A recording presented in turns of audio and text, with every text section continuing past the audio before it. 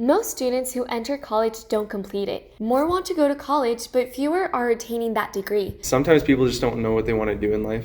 There's a lot of things to choose from, a lot of professions that people can go into. It is a big decision in life, and sometimes they can just kind of give up, or maybe it's not as important to them. Money is a concern for college students. When pursuing higher education, students are constantly concerned and stressed about how they will afford it, as well as monthly expenses. According to Ohio State University, 70% of college students feel stressed about money. It is a challenge for students today to balance classes and activities while working more than 25 hours per week. Research from the Education Advisory Board found that most students who left school attributed their decision to juggling work and school problems. As a result, grades fall, and students are disengaged from their college experience and are unable to graduate or take longer to do so. Sometimes people see college as an option, right? There's a bunch of other things that they can do. They think that they don't have to go to college just to be successful. If a lot of students don't see the end goal, then they won't have that motivation to go to the end.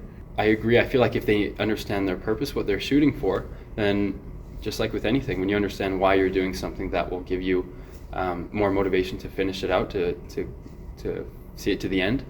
And so if they kind of understand the why behind it, then they'll be able to, at least for me, I know that helps me to push through.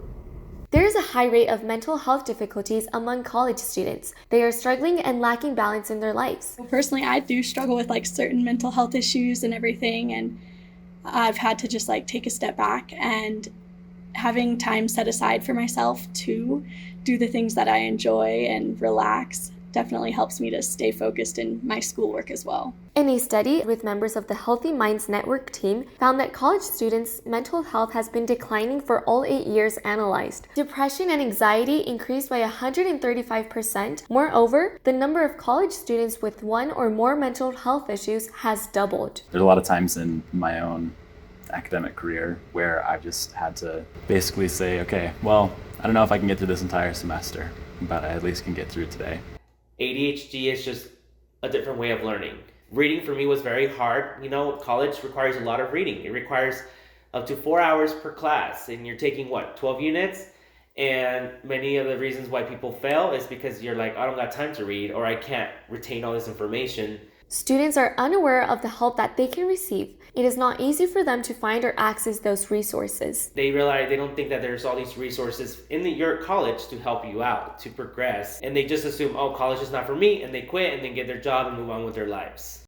Students may not know what to expect in their first months of college. The enrollment process, financial aid process, and other processes can be overwhelming to many students. A lot of students, they just don't have really any direction. And not just direction, but they don't have really guidance or direction for their life. And so they get going with a couple classes, they try to figure things out, and when they can't figure it out or they're having trouble finding a place, then they just feel like maybe this isn't for me, maybe I'm not supposed to be here. Despite the many challenges students face to finish college, many will find a way to complete it. I think college is doable, and if you implement this to your children or little kids, that there is the means to find a way to get to college at affordable rates, then we would have probably a higher educated population in the United States.